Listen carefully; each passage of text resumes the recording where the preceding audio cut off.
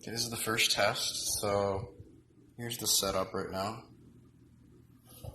Here's the linear actuator, so I don't have to touch anything. It's completely controlled by the phone right now.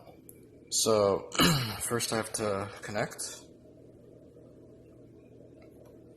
So wait for it. It's connected. Then I'm going to send A. And what that's going to do is it's going to pull that switch back there. You hear that click? Now it's pulled.